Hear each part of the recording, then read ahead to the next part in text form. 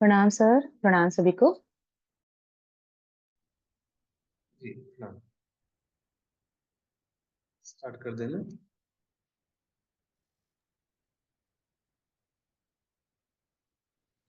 चलिए, तो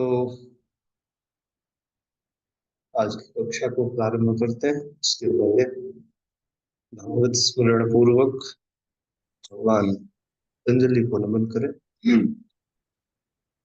ओम ज्ञानानंदमयं देवं निर्मलस्फटिकाकृतिम् आधारं सर्वविद्यानां हयग्रीवमुपास्महे। योगेन चित्तस्य पदेन वाचां मलं शरीरस्य च वैद्यकेन योपाकरोत्तं प्रवरं मुनीनां पतंजलिं प्राञ्जलिरानतोऽस्मि। धीरे से सामान्य हो। आइए, अब हम लोग अपने विषय की ओर करते हैं। बड़ा ही सुंदर उपक्रम, योग की परिपाटी का परिपक्व ज्ञान कराने वाला शास्त्र दर्शन, योग दर्शन, जिसको लेकर के हम लोग यहाँ पर चिंतनशील हैं। एक तो ये हम लोग योगेन चित्तस्य जानते हैं, और एक श्लोक और है बड़ा अच्छा सा ही, इसको भी मैं चाहूंगा कि आप लोग याद करें और अपनी कक्षाओं के दौरान इसको बोलने की भी कोशिश करें। ये भी अद्भुत है, भगवान पतंजलि को इसमें प्रणाम किया। आइए अभ्यास करते हैं। आबाहु पुरुषाकारम, बोलना है सभी को। आबाहु पुरुषाकारम आबाह पुरस्कारम शंख चक्रासिधारिणम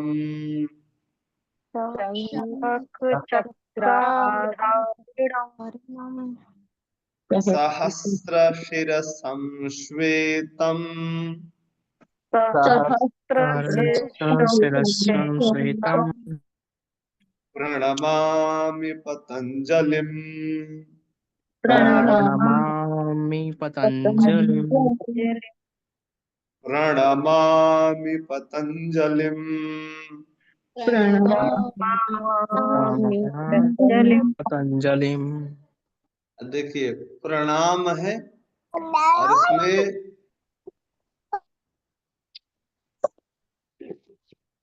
दिया अनम्यूट रखिए, नहीं तो फिर गड़बड़ हो जाएगा।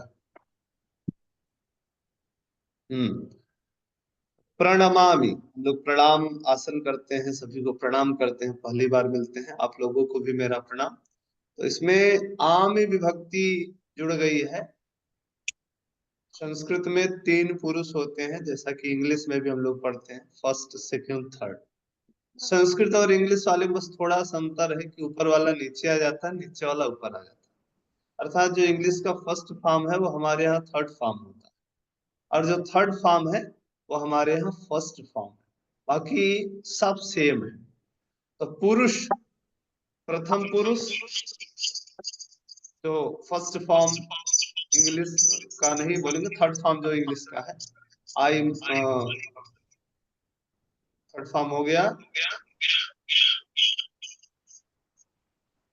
फिर आवाज नहीं आ रही भैया, किसको आवाज आ रही कि नहीं, एक बार स्पष्ट करिए। सर आवाज तो आ रही है, पर सर डिस्टरबेंस आ रही है, किसी और का भी माइक ऑन है। सबको अनम्यूट कर दीजिए सर। 1 मिनट, अब हम सबको म्यूट ही कर दें।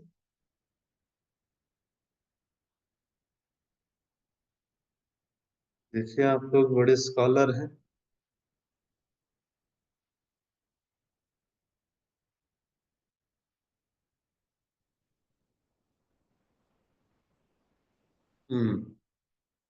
आप लोग देखिए, थोड़ा सा कोशिश क्या करिए, जब जुड़े तो म्यूट रखें। आवश्यकता पड़े तो आप खोल करके बोल सकते हैं, तो ऐसे थोड़ा सा व्यवधान होता है ना, अच्छा नहीं लगता। चलिए, अभी आवाज आ रही है ना?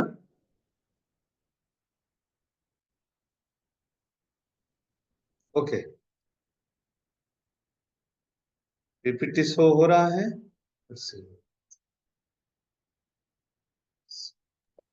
जी सर, दिख रहा है।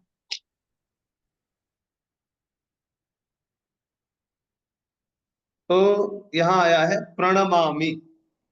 ये मी विभक्ति उत्तम पुरुष की है। जैसे प्रथम पुरुष सह, तौते इत्यादि। राम नाम, नाम किसी का हो, संज्ञा हो, ये सब हमारे यहाँ प्रथम पुरुष में आता है। मिडिल, मध्यम पुरुष तुम, तुम्हारे लिए, और उत्तम पुरुष हमारे लिए। इसको थोड़ा सा मैं संस्कृत में जो समझाता हूँ तो इस तरह से हम लोग समझते हैं। देखिए, कोई वस्तु होती है ना, जब अच्छी जो चीज रहती है वो हम अपने लिए रखते हैं। इसलिए संस्कृत में जो अपने लिए है वो उत्तम पुरुष है। हमेशा उत्तम पुरुष का जब भी हम प्रयोग करते हैं अपने लिए, और हमसे जो लगा कि अब हो गया, मन भर गया, तो तुम्हारे लिए। कई बार पहले के जमाने में लोग देखते थे, कोई कपड़ा खरीद आता था घर में तो पहले बड़ा वाला पहने, फिर वो जब पहन करके छक गया तो फिर वो छोटे वाले को, दूसरे भाई को दे दे। तो ये क्रम था।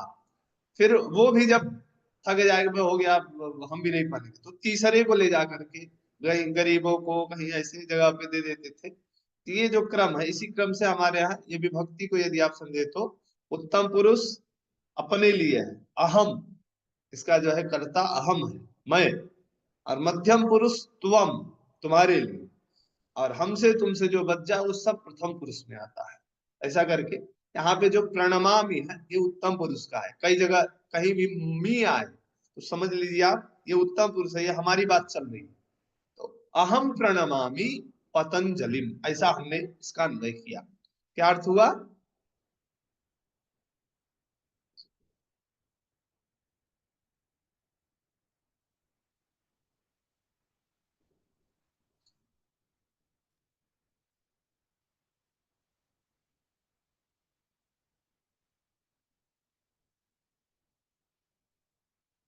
हाँ, दिख रहा है, ठीक है।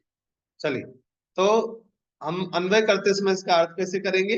अहम पतंजलिम प्रणमामि। संस्कृत में जब भी जो क्रिया होती है ना वो लास्ट में आती है, तो ये प्रणमामि क्रिया है।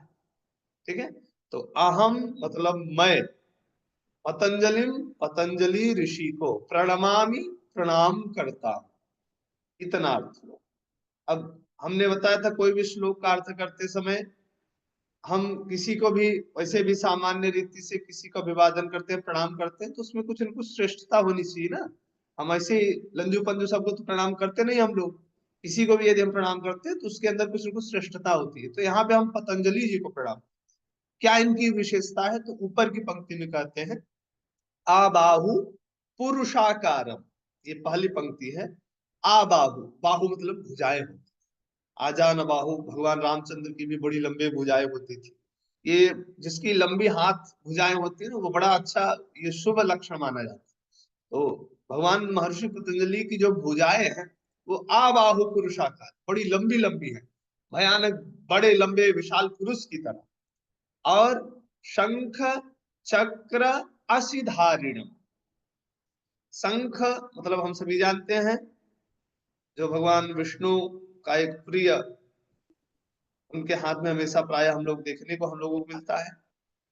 तो यहाँ पर भी आप देखेंगे चित्र बगल में लगा हुआ है, इसमें शंख लिए हैं और दूसरे हाथ में चक्र लिए हैं। वही यहाँ पर इनकी वंदना की गई है कि शंख चक्र असि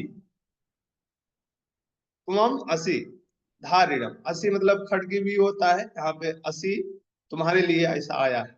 धारिणम धारण करने वाले, जिन्होंने हाथ में शंख और चक्र धारण किया है। सहस्त्र शीर्षम श्वेतम, सहस्त्र मतलब होता है हजारों, शीर्षम मतलब सिर, इनके हजारों सिर है। ये हजारों सिर वाली आज कहानी हम लोग इनकी समझने की कोशिश करेंगे। श्वेतम, इनका वर्ण कैसा है, कलर कैसा है? तो कहते हैं श्वेत, जो सफेद वर्ण की, व्हाइट कलर।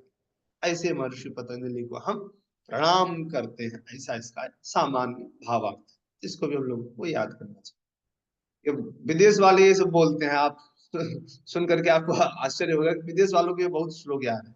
अष्टांग श्रृंखला के जो हम लोगों के कृष्णमाचार्य इत्यादि जिन्होंने जो इस परंपरा को बढ़ाया है, तो विदेशों में उनके यहाँ ये बहुत गजब का उच्चारण करते हैं। अब हम लोग अपने विषय में चलते हैं। तो कल हम लोगों ने चिंतन करते हुए योग दर्शन में प्रवेश किया था, जिसमें हम लोगों ने देखा था कि पहला सूत्र जो था, अथ योगानुशासनम, में अनुशासन इस पद का क्या अर्थ है। फिर योग की परिभाषा बताते हुए महर्षि पतंजलि ने द्वितीय सूत्र बताया, योग चित्त वृत्ति निरोधा। अर्थ करते समय हम लोगों ने आगे पीछे थोड़ा सा किया था, चित्त वृत्ति निरोध योग, अर्थात चित्त वृत्तियों का जो निरोध है वही योग है। चित्त वृत्ति, जब चित्त का यहाँ पर नाम आया, तो इसलिए हमने पहले ही आप लोगों को कंसेप्ट क्लियर किया था कि चित्त तक पहुंचना कैसे है, क्या है चित्त। तो अब चित्त के संबंध में दो चीजें हम लोगों ने कल जानी थी, एक चित्त भूमि और एक चित्त वृत्ति। चित्त वृत्ति कल हम लोगों ने नहीं जाना था, आज चित्त वृत्ति जानी। कल हम लोगों ने चित्त की भूमि जाना था। चित्त भूमि, ये चित्त वृत्ति के पूर्व की अवस्थाएं हैं, इसमें अलग अलग अवस्थाओं में अलग अलग गुणों के कारण चित्त हमारा रमण करता है। आज हम लोग चित्त वृत्ति के विषय में जाने। तो जल्दी से कोई आप में से बताइए, अनुशासनम इस शब्द का क्या अर्थ। प्रारंभ करना। योग का शास्त्र। अब योग का शास्त्र। योग का प्रारंभ। योग का अनुशासन करना। शास्त्र परंपरा के अनुसार मतलब स्टार्ट करना।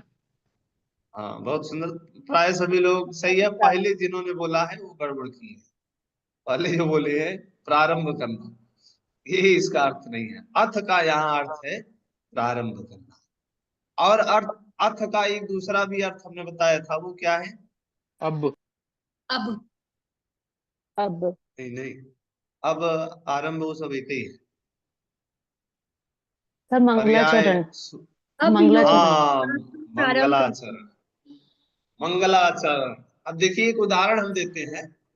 आप लोग गांव में पहले देखे होंगे, तो माताएं जो है वो गगरी में जल भरने जाती थी। मटका होता था या फिर पीतल के बर्तन होते थे बड़े बड़े। मध्य प्रदेश में अभी भी कुछ ऐसे गांव हैं, तो दूर पानी पास में नहीं होता था, तो दूर नदियां से पानी भरने जब जाते थे तो गगरिया मटका लेकर के जाती थी, और फिर वो भर करके फिर रख करके आते थे।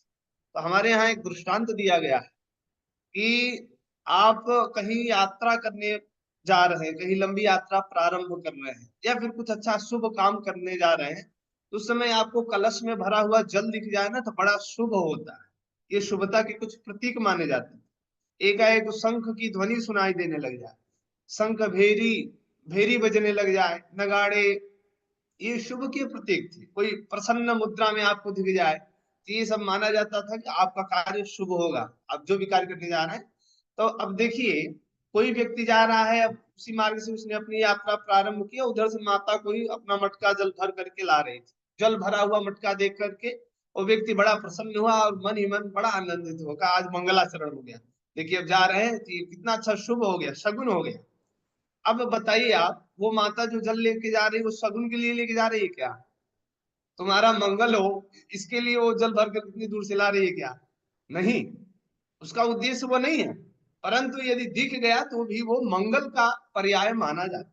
सेम इसी तरह से यहाँ जो अर्थ शब्द है, उसका अर्थ यहाँ पर मंगल नहीं है, परंतु हमारे यहाँ ऋषि परंपरा में अद्भुत ऋषियों का मनीषा था, उन्होंने अर्थ शब्द यहाँ पर मंगल के पर्याय।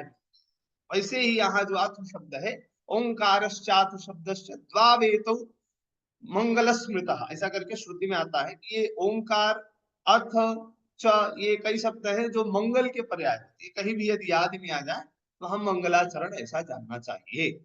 दूसरा, अब ये जो योग दर्शन का प्रारंभ होता है वो अ से प्रारंभ होता है। पहला सूत्र जो हमारा है अर्थ योगानुशासन, इसमें डीपली जाएंगे तो हमारे यहाँ अ जो है ये शब्द सृष्टि का मूल शब्द है। हम लोग ओमकार का उच्चारण करते हैं ना, उसमें कितने शब्द हैं, अक्षर है, कौन कौन? हाँ, अब देखिए, सृष्टि का आदि शब्द ओम को कहा जाता है, और उस ओम का भी आदि शब्द क्या है? कितना बड़ा विज्ञान है। और अकारः ब्रह्मवाचकः ऐसा करके शास्त्र में कहते हैं। अकार जो है ब्रह्म का वाचक, परमात्मा का वाचक। ये इसलिए यहाँ जो अथ, ये जो पहला शब्द है, ये अथ का अ है, ये भी मंगल का पर्याय। हमारे यहाँ कोई भी ग्रंथ आप देखेंगे तो पहले मंगलाचरण होता है। गोस्वामी तुलसीदास जी का रामचरितमानस आप देखेंगे, उसमें भी पहला मंगलाचरण है। मंगलाचरण से वर्णानाम अर्थ संघानाम रसानाम छंदसामपि मंगलानाम च कर्तारौ वंदे वाणी विनायकौ। वंदे ऐसे यहाँ पर वंदे से प्रार्थना की है। तो मंगलाचरण की हम लोगों की परंपरा है। सरल उदाहरण हमने दिया था कि हम लोग गाड़ी भी खरीदते हैं तो पहले पूजा करते हैं, आरती मानते हैं। ये हमारे यहाँ मानसिक कितना गजब का मानसिक उसमें उसका वैज्ञानिक स्वरूप है। तो इसलिए महर्षि पतंजलि का जब प्रारंभ होता है अथ योगानुशासन तो अ से प्रारंभ। इसको थोड़ा सा ध्यान में रखिएगा, कहीं इसको बताइए तो अच्छे से एक्सप्लेन। अनुशासन शब्द यहाँ पे डिसिप्लिन, अनुशासन का पर्याय नहीं है, शास्त्र को बता। अब योग शास्त्र को प्रारंभ करते हैं, आरंभ करते हैं। कैसा योग शास्त्र, तो और डीपली यदि आपको जाना है तो अनुशासन में ये जो अनु उपसर्ग है, शास्त्र धातु है, ये इस चीज को बताते हैं कि वो शास्त्र जो परंपरा से प्राप्त है, हमारे गुरु, फिर गुरु गुरु गुरु, उस शास्त्र के ज्ञान को अब मैं बताने जा रहा हूँ। ऐसा डीपली में हम लोग जाएंगे। अब एक दूसरे से पूरे इस योग दर्शन में सबसे बड़ी खूबसूरती यही है कि पूर्व पर एक दूसरे से सब जुड़े हुए सूत्र, ये बंधे हुए। आप सीधे नहीं पहुंच सकते हैं कैवल्य तक, आपको एक एक कड़ी से ही जाना पड़ेगा। इसलिए इस क्रम को मत तोड़िएगा, क्रम से ही हम लोग चल रहे हैं। तो त्रिविध जो योग है, समाधि योग, क्रिया योग और अष्टांग योग, बहुत सरल करके बता रहे हैं। एकदम हल्के दिमाग से समझिए, एकदम दिमाग में बैठ जाए, कभी भूलेगा भी नहीं, भूल करके भी नहीं भूलेगा। तो जो समाधि योग है उसमें हम लोगों ने 2 साधन जाना, अभ्यास वैराग्याभ्याम तन्निरोधा, 12वां सूत्र भी आगे आएगा। अब यहाँ पर योग से प्रारंभ किए तो भाई योग क्या है इसको पहले ही बता दिए महर्षि पतंजलि। दूसरे सूत्र योगः चित्त वृत्ति निरोधा, अलग अलग करेंगे। हमने संस्कृत में बताया था, बस विसर्ग जोड़ दीजिए या फिर अनुस्वार या फिर म जोड़ दीजिए, एक पूंछ लगा दीजिए नीचे, जैसे अनुशासन में लगा हुआ है योगानुशासन, बस संस्कृत हो गया, बहुत सरल है। तो डरना नहीं है संस्कृत देख करके। तो चित्त वृत्ति निरोधा योगः, ऐसा हम लोगों ने इसका अर्थ किया। अब इसके बाद भूमि को हम लोगों ने कल जाना था, क्षिप्त, मूढ़, विक्षिप्त, एकाग्र और निरुद्ध। ठीक है, ये नाम थोड़े से आपको याद करने पड़ेंगे। इसमें हमने कहा था आपका हम सपोर्ट कर देंगे, आप क्षिप्त को याद कर लीजिए, भी जोड़ दीजिए विक्षिप्त बस। और मूढ़, ये हम लोग मूढ़ बन जाते हैं, कई बार बना दिए जाते हैं। एकाग्र चतुर्थ भूमि है और निरुद्ध ये हमारी 5वीं भूमि। तो इस तरह से ये 5 चित्त की अवस्थाएं अलग अलग गुणों के प्राधान्यता के कारण ये चित्त की अलग अलग दशाएं। अब हम लोग आज बात करने वाले हैं इसमें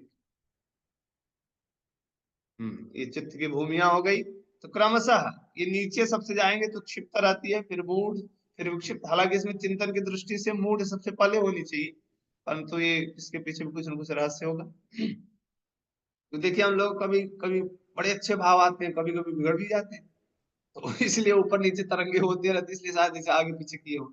और लास्ट में निरुद्ध में जाना है, निरुद्ध ही हम लोगों का लक्ष्य है। अब आता है वृत्तियां, चित्त की वृत्तियां। तो पहला सूत्र हो गया अथ योगानुशासनम, दूसरा हो गया योग चित्त वृत्ति निरोधा, तीसरा है तदा दृष्टि स्वरूपे अवस्थानम। अब देखिए, तो यहाँ पे थोड़ा सा प्रसंग को हम लोग समझ लेते हैं, फिर आगे चलते हैं। दूसरे सूत्र में इन्होंने योग की परिभाषा बताई कि आप योग करेंगे, योग का एडवांटेज क्या है। चाहे चित्त की जो विभिन्न वृत्तियां हैं, जो आपको कभी रुलाती हैं, कभी आपको सुलाती हैं, कभी परेशान करती हैं, कभी डिप्रेशन में डाल देती हैं, ये सभी वृत्तियों का निरोध हो जाए, ये योग का लाभ है। तो कहे योग करेंगे वृत्तियों का निरोध होगा, तो वृत्ति निरोध से क्या होगा। कई बार हम लोग कहते हैं ना योग दर्शन पढ़ेंगे। योग दर्शन पढ़ने से क्या होगा, हम क्यों पढ़े, उसी तरह से चित्त वृत्ति निरोध हम क्यों करें। कोई आपसे पूछ ले कि आप कह रहे भाई योग करोगे तो चित्त वृत्तियों का निरोध हो जाएगा, कहे चित्त वृत्ति का हम निरोध क्यों करें, हम ऐसे ही सही है। तो फिर अगला सूत्र आता है तृतीय महर्षि पतंजलि का, तदा दृष्टु स्वरूपे अवस्थान। यहाँ पर मेंशन नहीं है, ये लास्ट में एकदम इसमें है।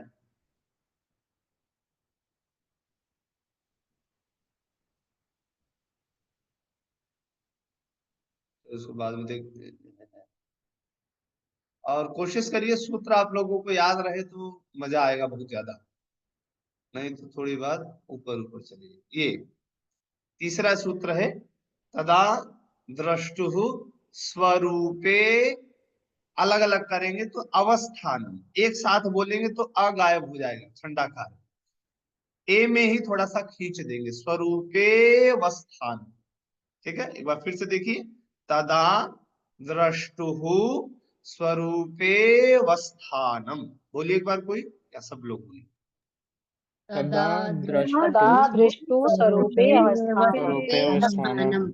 स्वरूपे स्थानम्। बस, स्वरूपे अवस्थानम, अलग अलग करेंगे। वस्थानम। अब इसमें और व्याकरण की दृष्टि से जब बोलते हैं तो द्रष्टु में जो विसर्ग है उसके आगे सकार है तो उसको भी स बोल देते। द्रष्टुस्वरूपे, द्रष्टुस्वरूपे अवस्थान, थोड़ा सा और व्याकरण की दृष्टि से और अंदर का विषय है, उसमें हम लोग नहीं जाएंगे तो भी चलेगा। ठीक है, ये तीसरा सूत्र है। अब यहाँ पे क्या कह रहे हैं, तदा, संस्कृत में ये चार पांच शब्द हैं, तदा, यदा, कदा, कथा, तथा, ये चार पांच शब्द हैं। ये इनका कोई विभक्ति रूप नहीं होता है, जस के तस प्राय प्रयुक्त होते। तो तदा मतलब होता है तब, यदा मतलब होता है जब। जैसे आप लोगों को एक बड़ा श्लोक याद होगा गीता का, यदा यदा हि धर्मस्य ग्लानिर्भवति भारत अभ्युत्थानम धर्मस्य तदात्मानं सृजाम्यहम्। जब जब होई धर्म की हानि, ऐसा करके तुलसीदास जी ने इसी का ट्रांसलेट किया है अवधी भाषा। तो तदा मतलब तब, द्रष्टु, दृष्टा शब्द है इसमें मूल में, द्रष्टु। तो तीन चीजें होती हैं, दृष्टा, उसे मूल में देखें दो दो चीजें, दृष्टा और दृश्य। ठीक है, दृष्टा दृश्य। तो दृष्टा मतलब जो देखने वाला है, और दृश्य मतलब जो दृश्य है। प्रकृति दृश्य है और पुरुष दृष्टा है। तो द्रष्टु मतलब दृष्टा, जो देखने वाला। हम लोगों के अंदर जो बैठा हुआ आत्म तत्व है, कारण शरीर, वो दृष्टा है। इसका हमारे यहाँ उपनिषदों में एक तुलनात्मक स्वरूप दिया गया है, द्वासुपर्णा सयुजा सखाया समानम वृक्षम परिशस्व जाते। दो पक्षी एक साथ एक वृक्ष में बैठे हुए, एक पक्षी क्या करता है, जाकर के अलग अलग फल चखता है, जिसमें मीठापन उसको लगता है, बड़ा प्रसन्न होता है। कहीं गलती से खट्टा या फिर तीखा चला गया तो दुखी होता है। दूसरा पक्षी है वो अपनी डाल में ही रहता है, सब देखता है बट कहीं जाता नहीं, कुछ चखता नहीं। ये जो दूसरा देखने वाला है, कुल सब देखेगा बट किसी में इन्वॉल्व नहीं होता, यही दृष्टा है। और ये जो घूम घूम करके अलग अलग विषय में रमण कर रहा है, यही जीव है। ऐसा करके वहां पर कृष्ण ने बताए हैं। तो द्रष्टु का तात्पर्य है हमारे अंदर जो आत्म तत्व। हम अभी सरल समझिए, जो हम अहम तत्व है, आई स्वरूपे अवस्थान, स्वस्य रूपे स्वरूपे अवस्थान मतलब होता है स्थिति हो जाना, स्थित हो जाना, बैठ जाना। तो जब कोई योग करेगा तो उससे चित्त वृत्तियों का निरोध हो जाए। चित्त वृत्ति निरोध का फल क्या होगा कि आप दृष्टा मतलब जो भी दृष्टा है, जो भी साधक है, मेरी वाली में वो ऊपर वाली स्वरूपे, जो गत्ते गत्ते में किताब रखी ना उसके जस्ट सामने रखी नीचे की तरफ। अरे शुभम भैया काहे अपने रहस्य खोल रहे हैं, माइक खोल करके, माइक बंद रखिए। कॉपी पेन हम लोग जान जाएंगे, सब गायब कर देंगे आप। तो स्वरूपे अवस्थान, स्वरूप का तात्पर्य है जो हमारा निज स्वरूप है, हमारा वास्तविक ये स्वरूप शरीर नहीं है, हाथ पैर नहीं है, इससे विलक्षण है, जो लास्ट में बचता है कारण शरीर, उसको हम लोग जानेंगे। तो ये चित्त वृत्ति निरोध का फल है कि दृष्टा जो है वो अपने स्वरूप में अवस्थित हो जाए। बाहर रहे हम लोग, कितना भी सुविधा मिल जाए, मजा नहीं आता। जब घर में आ गए, अपने घर में आप तो कोई टेंशन किसी का डर नहीं। अब जैसा चाहे वैसा, जो चाहे सो कर सकते, जो मन हो सो खा सकते। बाहर थोड़ा सा वहां सब कुछ सब जैसा नहीं कर सकते। वही स्वरूपे का तात्पर्य अपने रूप में अवस्थित हो जाए। हम अभी कभी आंख के साथ रमण कर रहे हैं, रूप में कभी घुस जा रहे हैं, कभी स्वाद में घुस जा रहे हैं, और जैसी हमारी वृत्तियां बन रही हैं वैसे हम अपने आप को समझ ले रहे हैं। किसी ने गाली दिया भयानक, तो क्रोध उत्पन्न हुआ, हम क्रोध ही स्वरूप में अपने आप को समझने लग गए। ये अलग अलग जैसी जैसी वृत्तियां हमारी बनती जाती हैं, हम अपने आप को वैसा ही समझ लेते हैं। जब चित्त वृत्ति निरोध योग के माध्यम से होता है, तब जो साधक है, जो दृष्टा है, वो अपने स्वरूप में अवस्थित होता है। अब यहाँ फिर प्रश्न होता है कि क्या अपने स्वरूप में योग के माध्यम से वो स्थित होता है, इसका मतलब दूसरे स्वरूप में था वो? तो वो स्वरूप क्या था? जब वो स्वस्वरूप से इतर था, तो उस समय उस स्वरूप को हम क्या बोलेंगे, क्या संज्ञा देंगे? उसी के विषय में चतुर्थ सूत्र आता है। वो कहता है वृत्ति सारूप्यम इतरत्र। बोलिए एक बार, वृत्ति सारूप्य मित्रता। वृत्ति सारूप्य मित्र। इसको हम लोग अलग अलग करते हैं। पहला पद बनेगा वृत्ति सारूप्यम, फिर मी में जो ई है उसको अलग कर देना है, तो बन जाएगा इतरत्र। बस थोड़ा सा अलग कर देना है। वृत्ति सारूप्यम, दूसरा इतरत्र। सही है? बोलिए एक बार। वृत्ति सारूप्य वृत्ति सारूप्य मित्र। ठीक, वृत्ति सारूप्यम मित्र। के सारूप्य मित्रत्र। हाँ ठीक। वृत्ति में ध्यान रखिएगा डबल ता है, तो इसलिए वृत्ति वृत्ति, उसको थोड़ा सा दम देना है वहां पे। वृत्ति सारूप्यम इतरत्र। इतरत्र मतलब होता है हट करके। जब दृष्टा अपने स्वरूप में नहीं होता है, तो स्वरूप से इतर जो अवस्था है, अलग जो अवस्था है, वो कैसी रहती है? तो कहते हैं वृत्ति सारूप्यम। सारूप्य मतलब होता है स्वरूप, स्वरूप जैसे, वृत्ति के जैसे स्वरूप है, जैसी वृत्ति होगी वैसा ही दृष्टा बन जाएगा, है कि नहीं? आपकी वृत्ति पापाचरण से युक्त हो तो आप पापाचारी बन जाएंगे। वही आपकी वृत्ति शुभता से संलिप्त हो, शुभता से आवृत्त हो, शुभ स्वरूप वाली हो, तो आप भी शुभ हो जाएंगे, प्रसन्न रहेंगे, योग करेंगे, मस्त रहेंगे। अब वही थोड़ी सी वृत्ति गड़बड़ हुई, अरे क्या योग के फालतू की चीजें है, इसमें मनमानी ढंग बना दिया गया, कुछ भी नहीं है ऐसा। तुरंत वृत्ति, जैसी वृत्ति बनी हम अपने आप को वैसा ही समझ लेते हैं। ये तब होता है जब हम योग से दूर है, अपने आप से दूर है। योग से दूर होने का मतलब हम कहें अपने आप से दूर है, क्योंकि योग ही अपने आप का स्वस्वरूप का परिज्ञान कराता है। योग को आप जानेंगे तो आप स्वयं को जानेंगे, हमारा वास्तविक स्वरूप क्या है। इसलिए यहाँ महर्षि पतंजलि चतुर्थ सूत्र में कहते हैं कि वृत्ति सारूप्यम इतरत्र। अब देखिए 3 सूत्र हुए। पहला हमारा चित्त वृत्ति निरोधा, यहां से वृत्ति शुरू हुआ। फिर तीसरे में भी आया तदा दृष्टि स्वरूप अवस्थान, ये वृत्ति के विषय में बताए। फिर चौथा भी वृत्ति बताता, फिर पांचवा, अब यहाँ से वृत्ति जो 5 इनकी कैटेगरी किए हैं, विभाग किए हैं, उसको बता।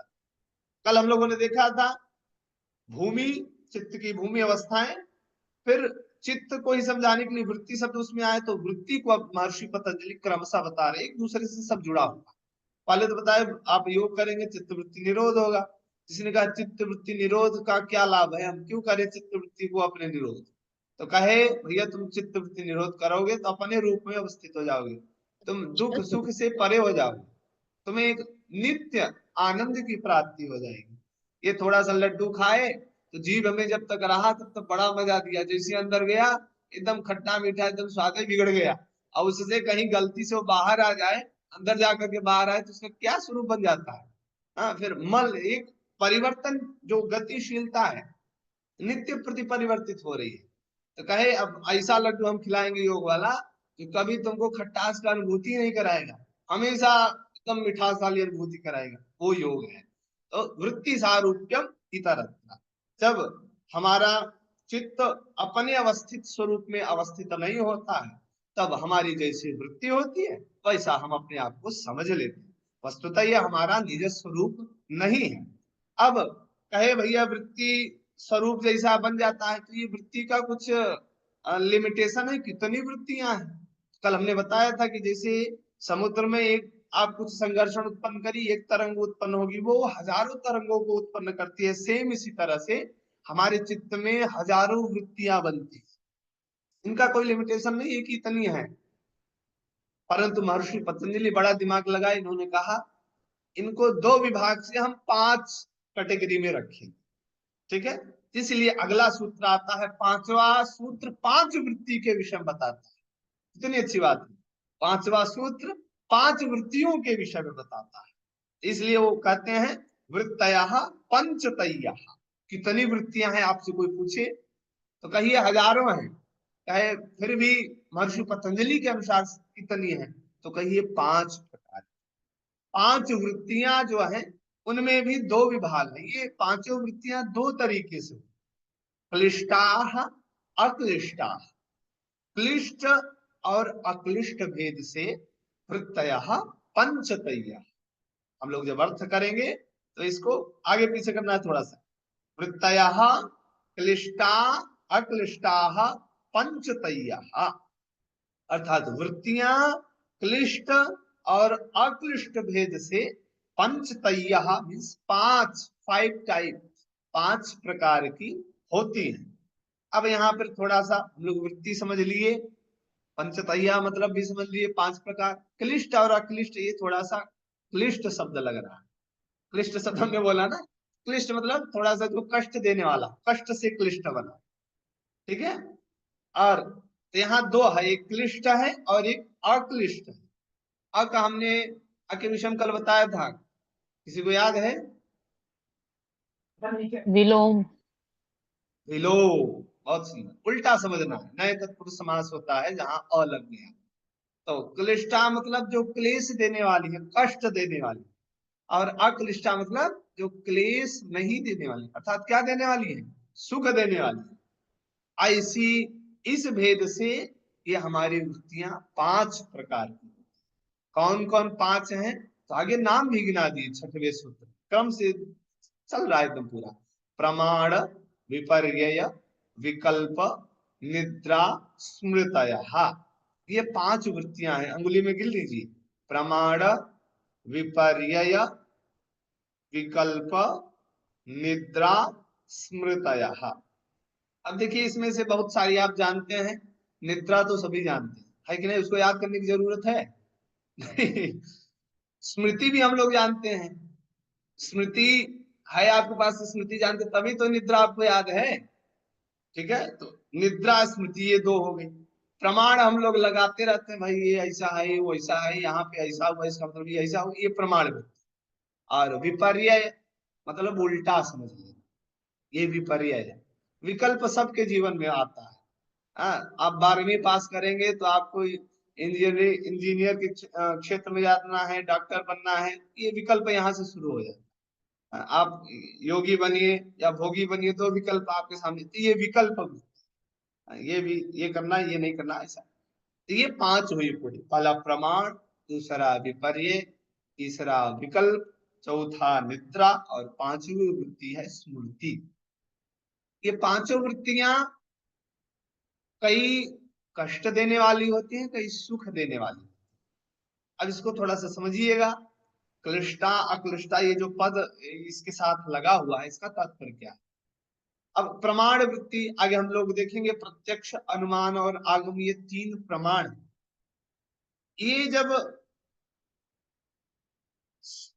ईश्वर से जुड़ जाएं, इनका जो प्रत्यक्ष वृत्ति है, इसी से कोई कहे कि हम यही वृत्ति है संसार को प्रत्यक्ष करने के लिए लग जाए, तो जीवन भर खंगालता रहेगा, कुछ नहीं मिलने वाला है। माटी, ईंट, पत्थर, यही सब तो है 5 तत्व।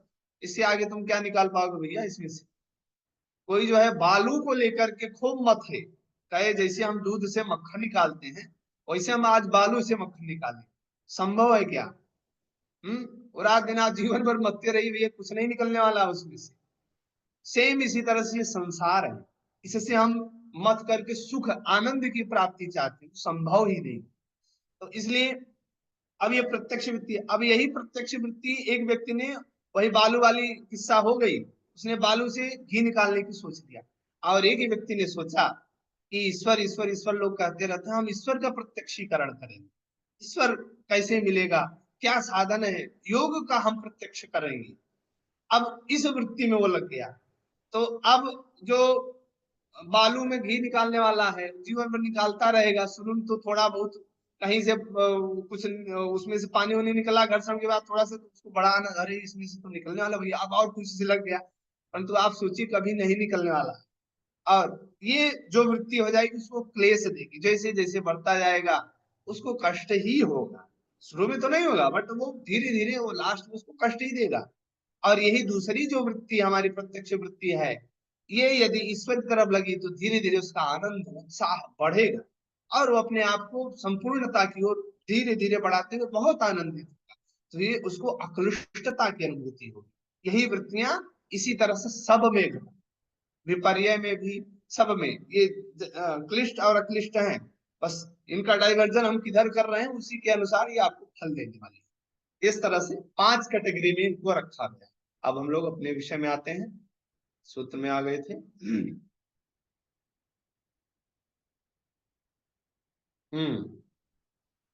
यहां तक क्लियर है ना? कोई डाउट? नो डाउट, ठीक है। तो 5 ये वृत्तियां हुई। ध्यान रखिएगा, वृत्तियां हजारों हैं, उनमें से ये महर्षि पतंजलि ने उनके स्वरूप फल विशेष के कथनानुसार इनको 5 कैटेगरी में रखा है। और इसमें भी 2 प्रकार है, कई क्लेश देने वाली और कई अक्लिष्टता प्रदान करने वाली।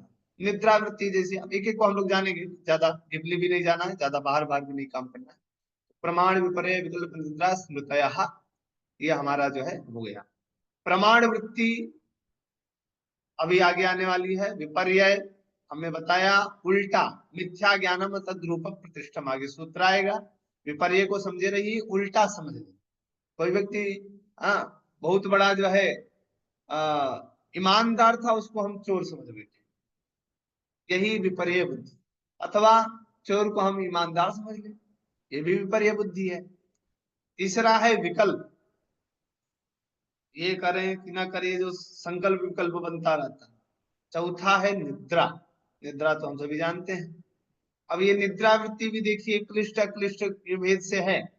आप एक व्यक्ति है, सोता है, 4 घंटे सोया, सुबह उठा तो इंद्रिया शिथिल हो गए, बड़ा प्रसन्न चित्त होता, अरे वाह, अब देखो हमारा शरीर फिर से एनर्जी से संपूर्ण हो गया, आज खूब योग साधना करेंगे, खूब जो है सेवा करेंगे, खूब परिश्रम करेंगे। और वही एक दूसरा व्यक्ति उठता, अरे पूरा खराब हो गया आज का दिन है, सर दर्द हो रहा है, एकदम भारी भारी लग रहा है, कुछ अच्छा नहीं लग रहा है। दूसरे व्यक्ति की जो निद्रा है वो सुखकारी नहीं हुई, क्लेश को प्रदान करने वाली हुई। और वही जो योग से जुड़ा है उसकी वो जो निद्रा वृत्ति है उसको अक्लिष्टता की ओर प्रदान करने वाली। स्मृतियां भी है, कई स्मृतियां जो है आपको सुख की अनुभूति कराती हैं, कई दुख की अनुभूति कराती है। ये सरल शब्दों में, इनका एक पारिभाषिक शब्द कठिन है, बट अभी हम समझने के लिए थोड़ा सा हमारी भूमि अच्छी बन जाए, फिर उसको हम जब समझेंगे तो समझ में आएगा, इसलिए हम ऐसा एक्सप्लेन कर रहे हैं। आगे चलें, यहां तक किसी का कोई प्रश्न? चलिए, अब ये पूरे वृत्तियों का ही खेल है। महर्षि पतंजलि 11 सूत्र तक पूरे वृत्तियों को बताते हैं, यही पांचों को, प्रमाण क्या है, कैसे है, कितने वेद हैं, विपर्य क्या है, कैसे है, कितने वेद हैं, उसको हमने शॉर्ट में जान लिया। अब क्या है भाई, वृत्ति ये हो गई, वृत्ति निरोध से ही योग संपन्न होगा। वृत्ति निरोध से ही हम अपने स्वस्वरूपीय अवस्थान, अपने रूप में अवस्थित हो पाएंगे। तो वृत्ति निरोध का उपाय क्या है, कैसे हम अपने वृत्तियों को निरुद्ध कर सके, एकाग्रता की ओर बढ़ा सके। तो उसके लिए शुद्ध जो सात्विक बुद्धि वाला साधक है, उसके लिए समाधि योग में 2 साधन बताए गए। मैं शुरू में ही कहा था, अभ्यास वैराग्याभ्याम तन निरोधा, ये 12वां सूत्र है, इसको याद रखिएगा। अभ्यास वैराग्याभ्याम तन निरोधा, ये भ्याम भ्याम भ्याम कहीं दिखे ना तो समझिए 2 को कह रहा है। संस्कृत में कहीं भी भ्याम दिख जाए, राम कृष्णाभ्याम, गौरी गणेशाभ्याम, ये कहीं भी भ्याम दिखे आपको संस्कृत में, हठ योग प्रदीपिका, घेरण्य संहिता, शिव संहिता, हठ रत्नावली, जितने हठ योगी ग्रंथ हैं, जितने कोई भी आपको कहीं भी टू जेड संस्कृत जगत में भ्याम दिखे, समझिए तुरंत वहां पर ये 2 को कह रहा है। तो कौन 2 है, तो अभ्यास वैराग्य, इन 2 को कहना है, इसलिए इनके पीछे भ्याम भक्ति लग गई।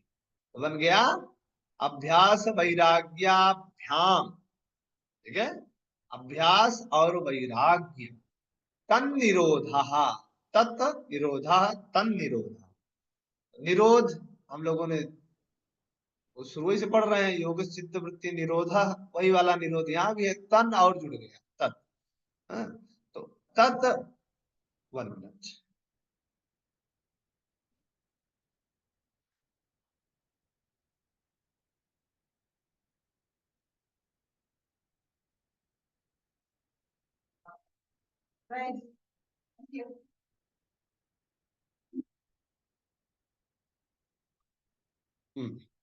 ओके।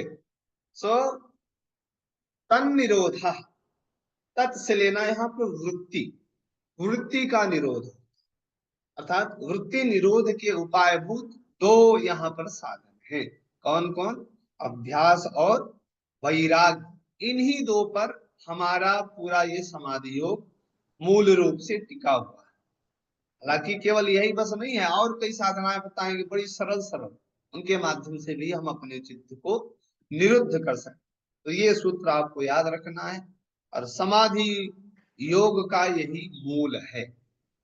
अपने जीवन में भी इसको हम लोग यदि साध ले तो अद्भुत, ये अद्भुतता का आधान करता है। अब देखिए इसमें एक तो पहला अभ्यास वैराग्य, ये कहने के लिए बड़ा सरल है, अभ्यास वैराग्य, अभ्यास करो वैराग्य, अटैचमेंट से जो है तुमको योग सकते, बट ये जब प्रैक्टिस में आता है तो हालत खराब हो जाती है। वहां पर अभ्यास की परिभाषा बताते हैं, सतुदीर्घ काल निरंतर ये सत्कारा सेवितो दृढ़ भूमि, कैसी ये दृढ़ता अभ्यास में बने, उसके लिए एक लंबी परिपाटी है। तो इसलिए कई बार ये कठिन है, परंतु ये ध्यान रखिएगा ये उत्तम चित्त वाले के लिए है, इसलिए सब इसका प्रैक्टिस नहीं कर सकते। अब इसी में एक दूसरा उपाय और बताए हैं, जिसको बोलते हैं ईश्वर प्रणिधान। ठीक है, ईश्वर प्रणिधान हमने शुरू में बताया था, तीनों योग में है, क्रिया योग में भी है, समाधि योग में भी है, और अष्टांग योग में भी है। तो अष्टांग योग समाधि योग में जब हम बात करते हैं तो यही समाधि पाद के 23वें सूत्र में, 23 सूत्र में सूत्र आता है, ईश्वर प्रणिधानाद वा। ईश्वर प्रणिधान आपको याद ही है, प्रणिधानाद ऐसा जोड़ देना है, पंचमी विभक्ति, और इसके पीछे वा जोड़ देना है, ये आपका सूत्र बन गया है। इतना सरल है, आपको याद करने में ज्यादा दिमाग नहीं लगाना है। ईश्वर प्रणिधानाद और वा जोड़ देंगे, ये पूरा आपका 23वां सूत्र बन गया, ईश्वर प्रणिधानाद वा। इसका तात्पर्य है, वा कहीं भी संस्कृत में आए तो विकल्प का प्रत्यय होता है, अथवा, जैसे वा है, अथवा जैसे हम लोग बोलते हैं ना, वही ये वा है। संस्कृत में कहीं भी वाह आए तो समझिए विकल्प बता रहा है, ये करिए अथवा ये करिए, दो में से एक। तो उसी में तरह अभ्यास वैराग्य का आप प्रैक्टिस करिए। किसी ने कहा भैया आपको अब अभ्यास वैराग्य किए हैं, पहले समाधि साधना है, कुछ और सरल बताओ। तो कही ईश्वर प्रणिधान, तुम्हारे लिए ईश्वर प्रणिधान। ईश्वर प्रणिधान को थोड़ा सा हम लोग समझते हैं। ईश्वर मतलब हम सभी जानते हैं जो परमात्मा है। ईश्वर शब्द की यहाँ जो परिभाषा किए हैं बहुत गजब की महर्षि पतंजलि जी ने किया है, उसको आगे हम लोग जानने वाले हैं। और ये तर्क संग्रह है, कोई धर्म पंथ के आधार पर नहीं है कि मतलब ये आस्तिक नास्तिक ये कहेंगे, ऐसा नहीं है, मनमानी नहीं है। हमारे यहाँ कुछ भी ऋषि कहते हैं उसके पीछे एक लॉजिक होता है, और वो सिद्धांत को यदि ये इस पर खरा उतरता वो ईश्वर है। हम लोग माता पिता को भी हमारे यहाँ ईश्वर का रूप कहा गया। क्यों कहा गया है? क्योंकि एक सामान्य परिभाषा से यदि देखें कि जो आपसे पहले उठे, जो आपसे ज्यादा परिश्रम करे, जो आपको उत्पन्न करने वाला, ऐसे कई लक्षण बताए गए, वो ईश्वर है।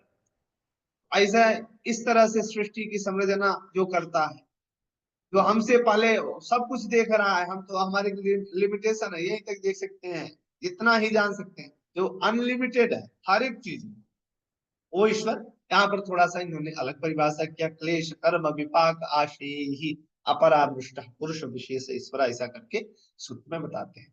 तो ईश्वर मतलब हमने समझा ईश्वर जो सुप्रीम पावर है, सबसे बड़ी शक्ति है। हम यूं कहें जो विश्व की सबसे बड़ी शक्ति है वही ईश्वर है। प्रणिधानात का तात्पर्य है शरणागति, उस सरेंडर कर देना अपने, यही ईश्वर प्रणिधान है। ईश्वर भक्ति है, भक्ति योग, योग में से एक अद्भुत योग है भक्ति योग, जो सहजतया हमारे अंतःकरण को विशुद्ध कर देता है। ऐसे भक्ति योग का जो ईश्वर प्रणिधान है, ईश्वर के प्रति समर्पित बुद्धि, जो कुछ हम कर रहे हैं आपके लिए कर रहे हैं, जो कुछ भी शुभ अशुभ, क्योंकि हम कुछ भी करते हैं कितना भी अपनी तरफ से अच्छा कर लें उसमें कुछ न कुछ त्रुटियां हो जाती है, मानव है, हम पूर्ण नहीं है। इसलिए हम लोग मंत्र भी बोलते हैं, ओम पूर्णमदः पूर्णमिदं पूर्णात् पूर्णमुदच्यते पूर्णस्य पूर्णमादाय पूर्णमेवावशिष्यते। किसी देश की अच्छे से व्याख्या पर हम लोग विचार करेंगे, तो उसी से निकला हुआ पूर्ण जो परमात्मा है, उसी से निकला हुआ ये जो अंश जीव, ये भी पूर्ण ही है। ऐसे पूर्ण की आराधना ईश्वर प्रणिधान के द्वारा करने से भी हमारी जो निर्बीज समाधि, समाधि की दो अवस्था हमने बताया था, एक सबीज और एक निर्बीज। इसको सरल शब्दों में कहें तो संप्रज्ञात समाधि और असंप्रज्ञात, और उसमें करना हो तो इसी को सविकल्प समाधि और निर्विकल्प समाधि, ये तीन शब्द हैं लगाते, ठीक है। अ लग गया तो वही उल्टा ले लेना है, संप्रज्ञात और असंप्रज्ञात। जहां भी थोड़ा भी ज्ञान न रहे एकदम पूर्णता को, वो असंप्रज्ञात, ऐसा करें। तो ये ईश्वर प्रणिधान से भी हमारी समाधि, वो भी निर्बीज समाधि, शीघ्र सिद्ध हो सकती है। इस समाधि सिद्धि ईश्वर प्रणिधान ये क्रिया योग में आया है। अब थोड़ा सा यहाँ पे ईश्वर प्रणिधान से हमारी निर्बीज समाधि सिद्ध होगी, परंतु ईश्वर है कौन, क्या स्वरूप है, कैसे जाने, तो उसके विषय में महर्षि पतंजलि जस्ट इसी के अगले सूत्र में लिखते हैं, 24 जो सूत्र है समाधिपाद का, ईश्वर की परिभाषा बताते हैं। क्लेश कर्म विपाक आशयैहि अपरामृष्टः पुरुष विशेष ईश्वर। ये हमने अलग अलग करके बोला है, फिर से इसको ध्यान से देखिए। चार चीजें हैं, पहला है क्लेश, दूसरा है कर्म, तीसरा है विपाक, चौथा है आशयैहि। ही ये विभक्ति बहुवचन की है, इसलिए ये संपूर्ण को यहाँ करके फिर ये दूसरा पद बन रहा है अपरामृष्ट पुरुष विशेष ईश्वर। ईश्वर है, इसमें हमने विसर्ग लगा दिया, ईश्वर है, संस्कृत बन गया। तो किसको ईश्वर कहेंगे? तो चार जिसके अंदर चैलेंजेस हो। पहले क्लेश, इसके अंदर क्लेश न हो। ये अपरामृष्ट शब्द उधर आया है ना, परामृष्ट मतलब होता है जुड़ा हुआ, और अ लग गया मतलब जो जुड़ा नहीं, सबसे परे है, अलग, विलोम में लेना है। तो किससे? तो चार चीजों से जो अपरामृष्ट है। पहला क्लेश से जो अपरामृष्ट, दूसरा कर्म से अपरामृष्ट। हम लोग कर्म की कैटेगरी में बंधे हुए हैं। हम लोग जितना कर्म करते हैं उसका एक कैटेगराइजेशन है, या तो शुभ कर्म होगा या तो अशुभ होगा, या तो शुभ अशुभ मिश्रित होगा, या तो शुभ भी नहीं होगा अशुभ भी नहीं होगा। ये चार कैटेगरी महर्षि पतंजलि बताएं, आगे इसको हम एक्सप्लेन करेंगे। तो क्लेश से जो अलग है अपरामृष्ट है, कर्म से जो अपरामृष्ट है, विपाक मतलब हम कोई भी कर्म करते हैं तो वो एकत्रित होता है और फिर आपको सुख और दुख रूपी फल को प्रदान करता है। विपाक आशय ही, अनेक जन्मों के हमारे जो कर्म संस्कार एकत्रित हैं, बैंक बैलेंस, एक जन्म में हमने इतना कमाया है, अनेक जन्मों का पूरा आप संचित है, कर्म बंधे हुए बन उसी के अनुसार कई बार व्यक्ति करता तो बहुत अच्छा है पर फिर भी कष्ट मिलता है, तो उस समय समझिए कि आपका बैंक बैलेंस वाला आप खर्चा शुरू हो गया है। ठीक है, कई बार हम लोग करते तो बहुत शुभ है परंतु कष्ट मिलता है, पीछे का कुछ गड़बड़ था। अथवा अभी हम कई बार इसी का उल्टा देखने को मिलता है, व्यक्ति बहुत गलत काम कर रहा फिर भी सुखी है, आनंद में है।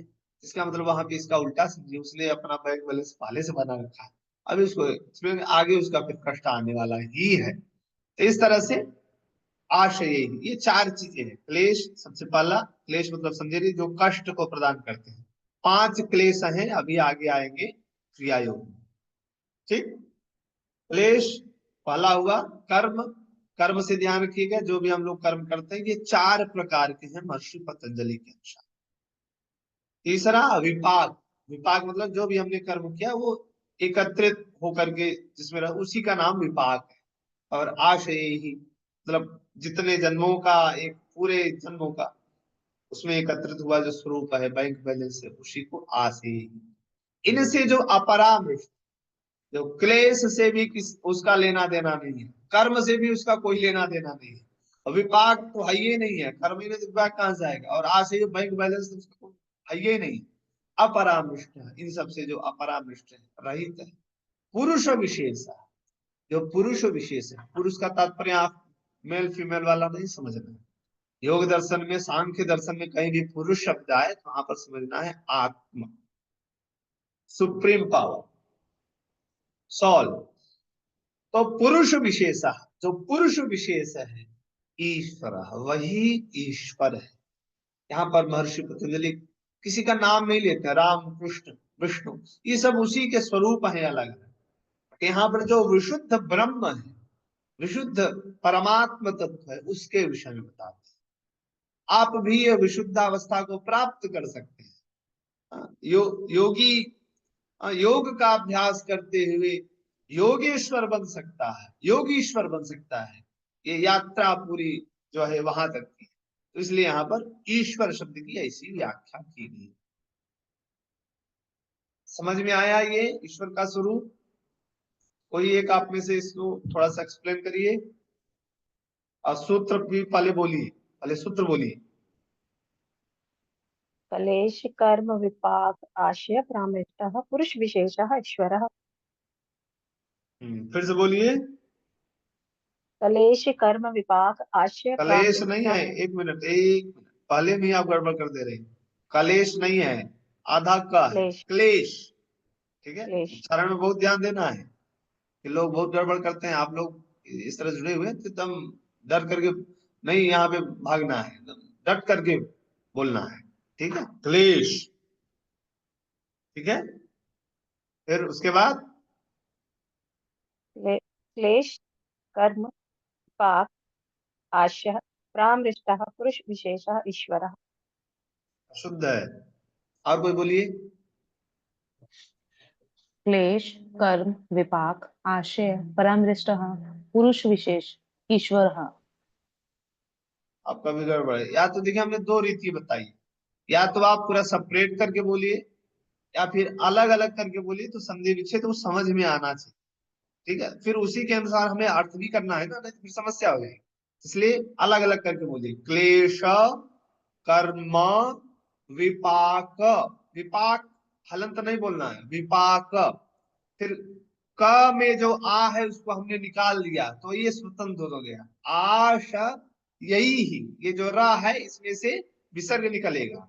आशा यही ही, और र में आ है, इधर जोड़ देंगे अपरामृष्ट। फिर से देखिए, क्लेश कर्म विपाक आशयैहि अपरामृष्टः पुरुष विशेषः ईश्वरः। बोलिए कोई।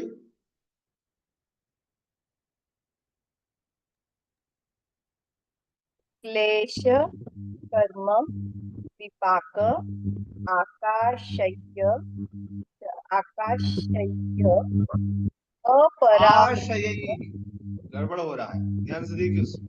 आशयैहि।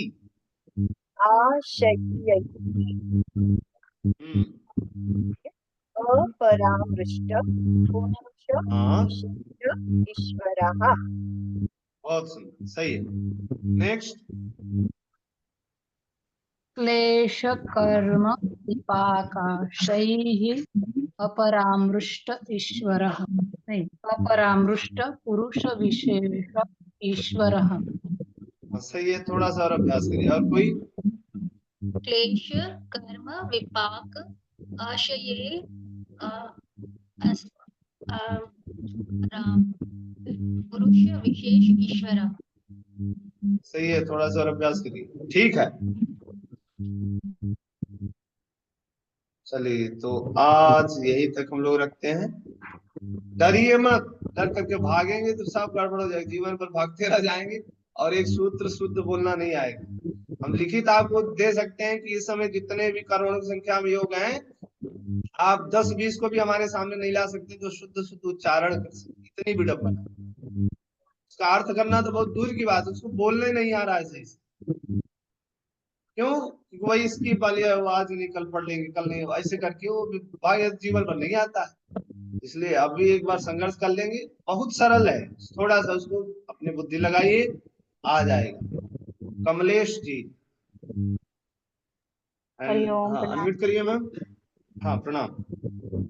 ये इसमें तो बीच में जो जो सूत्र थे, क्या वो करेंगे हम, या सिर्फ इतना ही लेंगे जितना आपने अभी कराया है?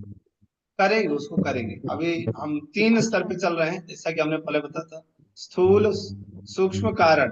तो अभी हम लोग उल्टा चल रहे हैं, पहले कारण वाला पकड़े हैं, ठीक है। मोटा मोटा जो ज्ञान है उसको समझेंगे तीनों पादों में, फिर थोड़ा सा सूक्ष्म में आएंगे और फिर स्थूल एकदम पूरा सूत्र को लेंगे, ठीक है ना। अच्छा, मैं एक आपसे रिक्वेस्ट करना चाहूंगी कि जैसे सूत्र आप बता रहे हैं ना, बहुत अच्छा बताया आपने, कैसे कैसे उच्चारण किया जाता है। तो क्या जो स्टार्टिंग के 10 मिनट हैं वो आप हमें शुद्ध उच्चारण के साथ सिखाएंगे बोलना? हाँ, ये भी कर लेंगे, ये और अच्छा रहेगा, ये तो और अच्छी बात है। आप जी, सब यदि धन्यवाद। एग्री हैं, सबके लिए 10 मिनट शायद तो फ्रूटफुल और अच्छा। रहेगा। ठीक जी, ठीक, दस कल पंद्रह से मिनट जो दस भी आप मिनट हमें दे पाए, शुद्ध उच्चारण के साथ बोल पाए हम सभी, ये थोड़ा ठीक सा हम ठीक। प्रयास करेंगे। धन्यवाद। हाँ नहीं नहीं, ये अच्छा है, ये बहुत जरूरी है, आपने अच्छा कहा। अब हम इसलिए शुरू नहीं कराते, कई जगह हमने कराए, लोग भाग जाते हैं। विडम्बना हो जाती, जो बेचारे आयोजन कर रहे हैं वही संशय में हो जाते हैं। अब मैसेज डाल रहे, कोई जुड़ ही नहीं रहा। तो इसलिए हमने कहा भैया तुम डरो मत, अब एकदम सरल हिंदी हिंदी बताएंगे, जुड़ो तो सही। तो इसलिए कई बार हम बोल भी नहीं करते हैं, जान करके सूत्र बोलेंगे लोग भाग जाएंगे।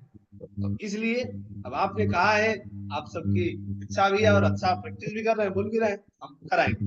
कल से 10 मिनट पूरा हम लोग इसमें करेंगे, ठीक है। आप कोई प्रश्न हो तो आप पूछ सकते हैं। अब प्रश्न प्रतिदिन होने चाहिए, प्रश्न प्रतिदिन, तो नोट कर लीजिएगा। पूछना प्रतिदिन है, जो पूछेगा नहीं तो हम एक बात कहा करते हैं कि आप लोग भी जानते होंगे कि प्रश्न तभी नहीं होता है, या तो आप सब कुछ समझ लिए, हमने जितना बताया पूरा 1 to 100 एक एक अक्षर से आपके दिमाग में बैठ गया। दूसरी इसकी उल्टी अवस्था होती है, कुछ भी समझ में नहीं आया। उस समय अब कुछ आए नहीं तो पूछे क्या। एक मिनट। हाँ नमस्ते। हाँ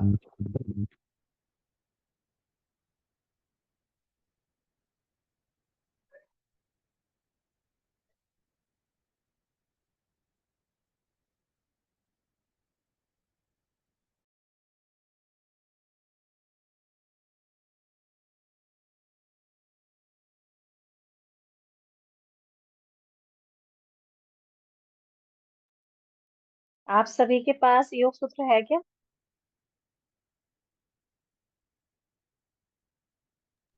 जी पतंजलि की है। हाँ, ये गीता प्रेस की आती है ना, वो ले लो सभी। और जैसे सर बोल ही रहे उच्चारण करना सिखाएंगे तो हमारे लिए बहुत अच्छा रहेगा। नहीं हो तो पीडीएफ शेयर कर देंगे हम। मेरे पास है पीडीएफ भी, मैं शेयर कर दूंगी ग्रुप में अगर हाँ आप प्लीज चाहेंगे। कर देना। Yes ma'am please. पीडीएफ भी रखिए, पर उससे ज्यादा जरूरी है पुस्तक हाथ में होनी चाहिए। ठीक है ना, वो ज्यादा अच्छा रहेगा। डिजिटली उतना मजा नहीं आता। कई लोग वीडियो बंद करके अब कहाँ कहाँ घूम टहल रहे हैं, इसका कोई पता चल रहा है क्या? और फिर घूमते रह जाएंगे, कोई पूछेगा नहीं। इसलिए कोशिश करिए प्रतिदिन वीडियो ऑन करके पूरा सम्मुखता से, और अच्छे समझ में आता है। हम भी समझेंगे भाई आप समझ रहे हैं कि नहीं, बस चेहरा ही मुंडी घुमा रहे हैं। तो उससे आपका ही कल्याण होने वाला है। इसलिए कोशिश करिए जितने लोग जुड़े हुए हैं, अच्छे से व्यवस्थित बैठ करके पेन कॉपी लेकर के एकदम निश्चित होकर के जहां भी समझ में ना आए एकदम पूछिए। इस बैच में से ऐसा लग रहा है जितने 30 लोग हैं वहां एकदम ट्रेंड होकर के जाए। योग पातंजल योग दर्शन पे आप में से कोई भी कहीं भी बोले तो उसको लगे कि हाँ ये कोई पठित व्यक्ति है, ये नहीं लगे कि लुंजू पुंजू बोल रहा है। हाँ बोलिए मैम प्रियंका। हाँ सर, ये निर्वीर समाधि 23वें सूत्र में ये दूसरा उपाय क्या बताया गया था, एक बार बताएंगे आप? अभ्यास वैराग्य, ये दो। अच्छा, दूसरा उपाय क्या बताए? ईश्वर प्रणिधान। आपका प्रश्न नहीं समझे, फिर से बोलिए। सर ये 23वें सूत्र में आपने एक बार बताया, ये निर्वीर समाधि का बताया था उपाय, सुगम उपाय। हम्म, तो एक ईश्वर बताया था प्रणिधान, ईश्वर प्राणिधान, जी प्राणिधान दवा। यही सूत्र ही है, ईश्वर प्रणिधानाद वा। ओके। ठीक है, ईश्वर प्रणिधानात वा जोड़ देना, ये आपका सूत्र हो गया। आप जी कहीं भी बोलेंगे मतलब लोग सुनकर के आश्चर्यचकित रह जाएंगे, उसमें भी आप संख्या बता देंगे तो और ही चकमक आ जाएगा। भाई बहुत पड़ी हुई है तो भयानक तैयारी करके आए हैं, तो भाग जाएंगे। तो ऐसा हमें तैयार करना है, थोड़ा सा दिमाग भी आप एक्टिव रहेंगे तो गजब का बैठ जाए। कुणाल जी कुछ बोल रहे हैं। सर अभी आपने बताया था कि सविकल्प और निर्विकल्प समाधि, सबीज, निर्बीज और संप्रज्ञात और असंप्रज्ञात समाधि, तो असम सर इसके ऊपर डिफरेंस एक बार ये क्लियर कर दीजिए, थोड़ा सा और क्लियर हो जाएगा। मतलब सारी सेम है लेकिन दोनों में डिफरेंस आपस में। हाँ, संप्रज्ञात से हम लोग समझते हैं। संप्रज्ञात, ज्ञात हम सभी जानते हैं, हमें ज्ञात है, तुम्हें ज्ञात नहीं है, ऐसा हम लोग प्रयोग भी करते हैं। तो सम उपसर्ग है और प्र उपसर्ग है, ये दो उपसर्ग जुड़ गए तो बन गया संप्रज्ञात। मूल शब्द इसमें ज्ञात ही है, इसको समझिएगा एकदम तोड़ तोड़ करके अलग है। मूल शब्द हमारा ज्ञात है, इसमें हम पहले सम जोड़े, फिर प्र उपसर्ग, ये दोनों उपसर्ग है, सम भी उपसर्ग है, प्र भी उपसर्ग है। संप्रज्ञात जोड़ दिए तो बन गया संप्रज्ञात। इसी का उल्टा में हमें जब अर्थ करना हुआ अ जोड़ दिए, असंप्रज्ञात। अब इसको पहले संप्रज्ञात यदि आप समझ लेंगे तो असंप्रज्ञात समझ में आ जाएगा। तो संप्रज्ञात मतलब होता है जहां हमें अपने संस्कार का बोध रहता है। जैसे जैसे आप समाधि में बढ़ेंगे तो पहली जो समाधि वो संप्रज्ञात समाधि, अर्थात हमें उसमें आपको याद होगा तो बताया था क्षिप्त मूढ़ विक्षिप्त एकाग्र निरुद्ध। तो एकाग्र में जब हम पहुंचते हैं तो वहां केवल सत्व गुण रहता है, एकदम भरपूर मात्रा। यही ये जो एकाग्रावस्था वाली है, यही आपकी संप्रज्ञात समाधि का स्वरूप। ठीक है, इसमें क्या होता है कि शुभ एकदम अच्छे अच्छे विचार, अच्छे कर्म, सब कुछ शुभ ही रहता है। अब आप बताइए, दो हमारे यहाँ सिस्टम है, आप अच्छे कर्म करेंगे तो स्वर्ग जाएंगे, पाप कर्म करेंगे तो नर्क जाएंगे, ये हमारे यहाँ धारणा है ना। सामान्य रीति से हम लोग, जो नहीं मानता है पाप पुण्य को, वो भी जानता है कि अच्छा कर्म करोगे तो भैया सुखी रहोगे, किसी को कष्ट दोगे तो तुमको भी कष्ट मिलेगा, ये सामान्य रीति सभी जानते। इसी को हमारे यहाँ शुभ और अशुभ कहा गया, पाप पुण्य कहा गया। ठीक है, तो जब हम, अब ये सत्व वृत्ति भी शुभ कर्म है, आप अच्छा चीज कर रहे हैं, अच्छा योग कर रहे हैं, तो इससे क्या होगा कि शुभ पुण्य रूपी पुंज आपके पास एकत्रित, इसका फल आपने शुभ किया है तो फल भी मिलेगा। फल मिलेगा तो आपको स्वर्ग में जाना पड़ेगा, इंद्र बनना पड़ेगा, खूब भोग उपभोग करना पड़ेगा, आनंद से रहना पड़ेगा, एकदम गजब की लाइफ, लग्जरी लाइफ होगी। परंतु उसका एक लिमिटेशन है कि नहीं। आपका जितना पैसा पुण्य वाला है तब तक आप स्वर्ग रहेंगे, जिस दिन पैसा समाप्त हुआ वहां से सब ढकेल करके गिराएंगे, भाग यहाँ से, तो आप सीधे क्षीणे पुण्य मर्त्यलोके विशन्ति आता है उपनिषदों में। जहाँ वो गिराए तो आप यही मृत्यु लोक में आकर के गिरे, फिर पशु पक्षी कुछ न कुछ योनि मिलेगी, फिर कर्म, तो ये चलता रहता है। सुख दुख, वहां गए सुख मिला, फिर आए फिर कष्ट भोगना पड़ेगा। इसलिए ये संप्रज्ञात समाधि, इसमें ईश्वर के प्रति ज्ञान तो रहता बट पूर्ण वो स्वरूप नहीं आता, क्योंकि यहाँ सत्व वृत्ति बनी हुई है। अब यही धीरे धीरे जब सत्व भी समाप्त हो जाए, ठीक है ना, जैसे जैसे सत्व भी समाप्त होने लग जाए, ये और अंतर हम धीरे धीरे बढ़ते जाएं, तो जहाँ असंप्रज्ञात, संप्रज्ञात मतलब जहाँ कुछ ज्ञात है, कुछ ज्ञान है सत्व का, और असंप्रज्ञात मतलब जहाँ कुछ भी ज्ञात नहीं। एक व्यक्ति जाता है गंगा स्नान करने, तो किसी ने पूछा भाई गंगा स्नान क्यों आए हो, तो कहा भैया कुछ कर्म गड़बड़ हो गए थे, पाप हो गया था, उसको प्रायश्चित करने के लिए हम गंगा स्नान करने आए हैं।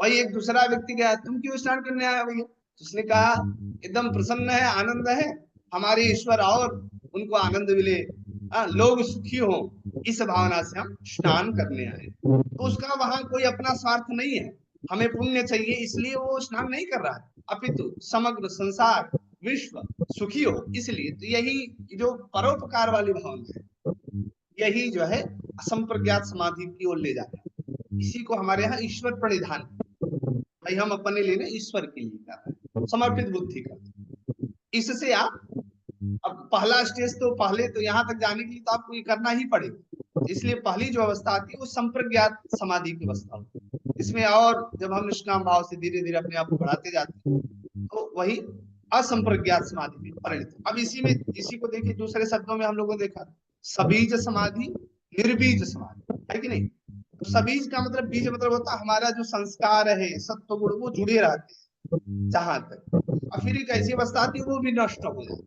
वहां कुछ भी नहीं बचा, शुभ अशुभ हमसे किसी से लेना देना नहीं, हमें स्वर्ग भी नहीं चाहिए, हम इन दोनों से अलग हो जाए, पुण्य और पाप से जब इतर हो गए, वही फिर निर्बीज समाधि, वही निर्बीज की हो जहाँ बीज ही नहीं रहा, मूल ही आपका नहीं।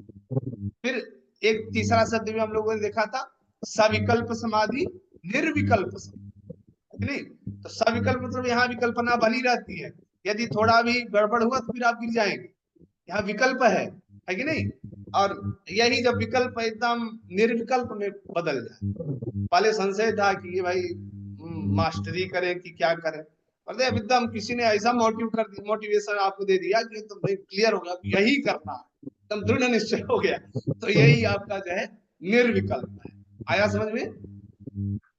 देखिए आप लोग समाधि समझ लिए, बहुत कठिन, ये बहुत ऊपर की अवस्था। हाँ मैम, इंदु मैम पहले। सर पहला तो यही सेम क्वेश्चन मेरा भी था, बट अभी मुझे ये समझ नहीं आया, सभी जो निर्बीज एक बार फिर से बता देंगे। सभी जो सेकंड क्वेश्चन मेरा, हाँ जी हाँ जी। देखिए सबीज में बीज दोनों में है कि नहीं, एक में स उपसर्ग जुड़ गया सबीज बन गया, दूसरे में निर उपसर्ग जुड़ गया निर्बीज बन गया। संप्रज्ञात असंप्रज्ञात आपको समझ में आया है। फिर वही तो ये भी है, इसमें क्या अलग, शब्द बस अलग है, शब्द टर्म अलग है, बट अर्थवाद दोनों का सब वही है। आप कहीं भी संप्रज्ञात करना होगा तो सभी ही महर्षि कहेंगे, सविकल्प ही कहेंगे, ये शब्द अलग अलग है, अर्थ एक ही है। ठीक है, ठीक है सर, आपने एक और भी करवाया था जो 23वां कराया था ना, ईश्वर प्रणिधान आद्वा, फिर उसके बाद एक और श्लोक था 245 आपने करवाया था। पहले तो आप गड़बड़ शायद कर दी हैं, गड़बड़, पहले तो आप गड़बड़ बोल रही हैं, श्लोक था ईश्वर याद होगी, प्रणिधानाद्वा, सूत्र सूत्र 23वां सूत्र सूत्र। हाँ हम इसके बहुत विपरीत रहते हैं, तो जो बताए थोड़ा सा सतर्क। आप लोग ऐसे जो नहीं जानता है वो बोल देते हो हाँ कोई बात नहीं है, जो जान करके फिर गड़बड़ी करे तो फिर ये गलत है, पाप कोटि में आ जाता है, इसलिए सतर्क रहना है। ठीक है, यहाँ श्लोक नहीं है सूत्र है, फिर से हम बता रहे हैं, ऐसा गलती मत करिए। ठीक है, तो ये जो 24वां सूत्र है ये ईश्वर का स्वरूप बताया गया। कोई आपसे पूछे कि योग दर्शन में ईश्वर का स्वरूप क्या है, महर्षि पतंजलि किस ईश्वर को मानते हैं, तो ईश्वर के पूरे स्वरूप को यहाँ पर परिभाषित किया गया है। क्लेश कर्म विपाक आशय अपरामृष्ट पुरुष विशेष ईश्वर, ये चार चीजों से जो अलग है। क्लेश को भी हम लोग जानेंगे आगे कक्षा में। अभी हम ये केवल भूमिका बना रहे हैं, बोले ना कारण सभी मेन मेन चीजें बता रहे हैं कि ये हम पढ़ने वाले हैं। फिर आपके अंदर जैसे जैसे जिज्ञासा बढ़ती जाएगी वैसे वैसे एक एक को एक्सप्लेन करेंगे। अभी एक्सप्लेनेशन नहीं चल रहा, तो हम बस बिंदु आपको पकड़ा रहे हैं कि यहाँ यहाँ ये हमें टच कर, ठीक है। उसके लिए आप निश्चिंत रहिए, एक्सप्लेन करेंगे, अच्छे समझाएंगे। हाँ मैम आप कुछ बोलिए। हाँ जी, मैं ये पूछ रही थी संप्रज्ञात को हम सभी समाधि कह सकते हैं? संप्रज्ञात को जी। हाँ, सभी समाधि वो पर्याय ही है। संप्रज्ञात, सबीज, सविकल्प, ये तीनों एक ही है। इसी में एक पर वैराग्य और अपर वैराग्य आता है, उसको कैसे डिफाइन करेंगे? पर वैराग्य और अपर वैराग्य। पर मतलब होता है परलोक चला गया, एकदम सरल करके हम बताने की कोशिश करेंगे। आप लोग कहते हैं नहीं परलोक चला गया, है कि नहीं। पर शब्द मतलब एकदम ऊपर वाला, जहां हम लोग नहीं जा सकते, अलग विलक्षण कोई ऐसा लोग जहां हम लोग नहीं जा सकते। वहां जाने के लिए आपको चेंज करना पड़ेगा, ये ड्रेस शरीरी रूपी जो ड्रेस है इसको चेंज करना पड़ेगा, तभी आप वहां जा सकते, या फिर योगी सिद्ध हो तो जा सकते। इसी तरह से पर वैराग्य, वैराग्य दोनों में है, परंतु पर शब्द जुड़ा है, और जो पर न हो उसके साथ अपर जुड़ गया। इसको और हम सरल करते हैं, देखिए संप्रज्ञात समाधि और असंप्रज्ञात समाधि है ना, तो आज इसमें भी समाधि में भी अ है और अपर वैराग्य में भी अ है कि नहीं। इन दोनों को आ और को एक साथ नहीं बैठाना है, बस यही इसका सामंजस्य। अब आप बोलिए कैसे बैठेगा? तो क्या ये इसके विपरीत रहेगा? हाँ, संप्रज्ञात समाधि किसके साथ जाएगी? अपर वैराग्य के साथ। हाँ, और जो असंप्रज्ञात समाधि है वो पर वैराग्य के साथ। आया समझ में? ये समझने का ट्रिक है। ठीक है, यही पारलौकिक और पूरा लौकिक के साथ जोड़ लें इसे। जी जी, अभी सरल अपने हिसाब से आप इसको ही जोड़ लें, बट इसकी एक अलग डेफिनेशन है, व्याख्या, उसको हम सूत्र के हिसाब से समझेंगे। अभी इतना डीपली जाने की आवश्यकता नहीं, आप लोग जा रहे हैं, बहुत अच्छी बात है, संस्कार है आप लोग। लोग यहाँ आते आते पलट जाते हैं, समाधि मतलब बुद्धि एकदम भ्रमित हो जाती है। संप्रज्ञात, असंप्रज्ञात, सबीज, निर्बीज, सविकल्प सुन करके भी हो से जाएंगे। अब वो सोचेगा ये 6 चीज है, अलग अलग है। अब है भैया एक ही चीज, समाधि सब है, बस वही थोड़ा सा कैटेगराइजेशन दो का ही है, बट शब्द अलग अलग है। शब्द टर्मिनोलॉजी जो थोड़ा सा पतंजलि का जो है वो कठिन है, अन्य जो योगी ग्रंथ आप पढ़ेंगे उनके सरल है। इसमें थोड़े से जो शब्द शैली है वो बड़ी प्राचीन शब्द शैली, उसको समझना थोड़ा सा कठिन हो जाता है। ठीक है, तो आज हम लोगों ने खूब चिंतन किया, समय हमारे पास बहुत कम रहता है, उसी में एडजस्ट करना पड़ेगा। आप लोग जिस दिन रहेगा तो उस दिन हम कोशिश करेंगे। ठीक है, यहाँ तक आए समझ में? चलिए, तो चिंतन को बढ़ाइए, चिरंतनता की ओर अपने आप को ले जाइए। अस्तु, प्रणाम, नमो नमः। सर मुझे एक और चीज पूछनी थी। अच्छा, पूछ लीजिए भैया। जी, मुझे ना पुस्तक पुस्तक के बारे में पूछना था। पुस्तक जैसे हमारी ये गीता प्रेस की तो बहुत पतली सी है, अगर किसी भाष्यकार की आप बता पाए पुस्तक जो बहुत डेप्थ में हम समझ सके, वो आप एक बार बता दीजिए प्लीज। पतली ना, बहुत मोटी है। हाँ समझ रही ना? 74 पेजेस है ना वो सिर्फ, तो उसको आपको समझने में जीवन लग जाएगा पूरा। लोग नहीं नहीं, यही देखिए भ्रम वो कर तो देते हैं हम सबसे समझ बड़ा। ही नहीं पा रहे हैं उसको। लेकिन जैसे भाष्य का जैसे कहते हैं ना कि अगर हम किसी को 70% पढ़ लेते हैं तो 30% माइंड में रहता है, तो हाँ, तो अगर उसके इतनी लिए हम छोटी पढ़ेंगे तो ये तो 10% ही माइंड में रहेगा। तो ऐसे ही बताएं कि कुछ हाँ, पढ़ें तो वो कुछ तो टिके दिमाग में, वो बता दें आप। ऐसा कोई भाष्यकार जो आपने पढ़ा हो और बहुत अच्छा लगा हो आपको? जी जी जी, आप निधि all student inside, yeah, inside, some here some class, okay। तो इसमें जो है पातंजल योग प्रदीप करके एक बड़े अच्छे का नाम है, उन्होंने लिखा है, सरल शब्दों में है, वो थोड़ी सी मोटी है, उसको ले लीजिए आप। पातंजल योग प्रदीप, गीता प्रेस से ही छपी हुई है, बड़ी अच्छी पुस्तक। कुछ लोग पातंजल अयंगर वगैरह की बताते हैं या कैवल्य धाम की, वो ले सकते, वो ठीक है, आपने देखा है कभी? कौन सी? ये कैवल्य धाम की और इसकी बताते हैं, क्या है इसका नाम, है नाम स्किप हो गया। मुंगेर बिहार की कह रहे हो क्या तुम दीदी? नहीं, मुंगेर बिहार की नहीं कह रही। योग अरे दर्शन पर बहुत है। फेमस बुक्स होती हैं, मुझे याद नहीं आ रहा है अभी। कैवल्य धाम की और एक और बीकेएस अयंगर की भी कहते हैं कई लोग, और एक और नहीं है। नहीं, देखिए तो हम जो ये आपको ठीक रहेगा। सजेस्ट करेंगे जो परंपरा से जुड़ी हुई है, जो वास्तव में यहाँ पे मिलता है। अब जैसे या आपने कैवल्य धाम का नाम लिया, इन लोगों का कॉस्टली बहुत ज्यादा प्राइस भी होता है, और हमने देखा है बहुत सारी जो शुद्धि होती है उस तरह से, क्योंकि इनका फील्ड संस्कृत का नहीं होता है। इसमें प्राय जो लोग हैं एंकर और इन लोग इंग्लिश में इन सब भाषा में अच्छी पकड़ते हैं, संस्कृत में नहीं। तो कई जगह ये गड़बड़ी करते हैं, और कई ट्रांसलेटेड कई हैं इंग्लिश में एंगर की, आपको प्राय इंग्लिश में मिलेगी, हिंदी में हमको नहीं लगता है कि हिंदी में उनकी कोई पुस्तक है। सर उन्होंने तो 196वीं सूत्र भी दे रखा है, बीके सिंगर जी हाँ ने 196वीं एक नया सूत्र इंट्रोड्यूस किया रखा है।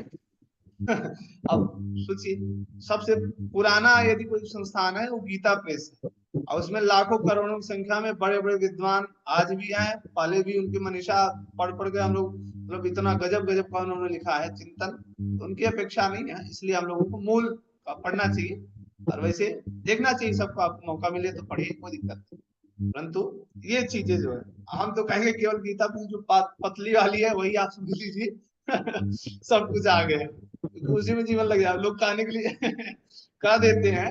अभी भी हमको ये पूरा समझ में नहीं आता, हम अपनी बात कर रहे हैं, तो आप सोचिए आप क्या समझ लेंगे। अभी कई ऐसे इसमें शब्द हैं जो हमारे दिमाग को भी घुमा देते हैं, इसलिए छोटा देखने में, पर वो भाव बहुत भयानक करता है। जो नाविक का तीर देखने में छोटा लगे, घाव करे गंभीर, वही वाली स्थिति है। हमारे यहाँ जो विद्वान होते थे, महर्षि पतंजलि लिखे एक ही छोटा सा सूत्र, बट वो इतना भयानक घाव कर देता है, इतना व्यापक है।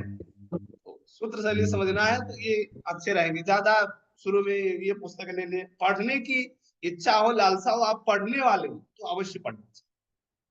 सिद्धांत का अनुगमन करने के लिए छोटे को ही शुरू में बनाइए, फिर धीरे धीरे जब कॉन्सेप्ट आपका क्लियर हो जाएंगे तो आप पढ़ेंगे तो लगेगा ये तो वही बात इसमें भी, ठीक है।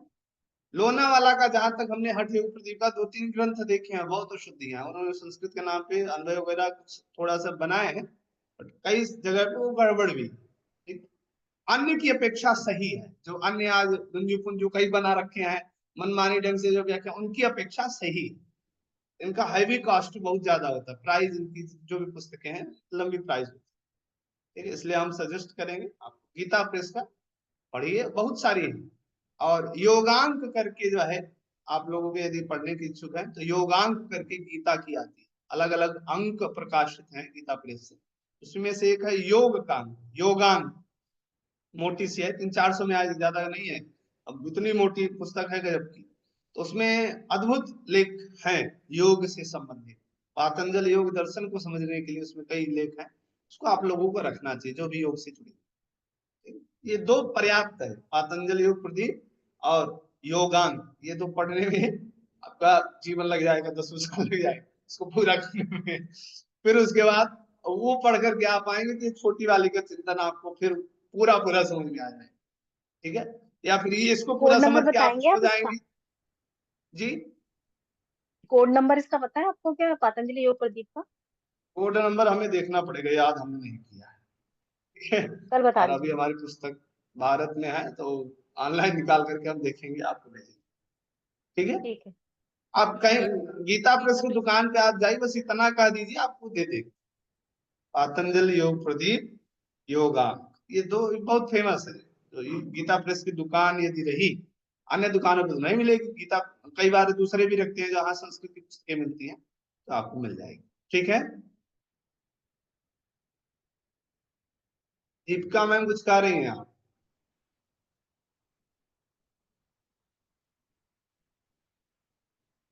चलिए फिर यही रखते हैं भैया, बहुत समय लेट हो जाएगा फिर। कुछ क्लासेस यहाँ पे हैं, प्रणाम आपसे, कल पुनः मिलते हैं। धन्यवाद सर।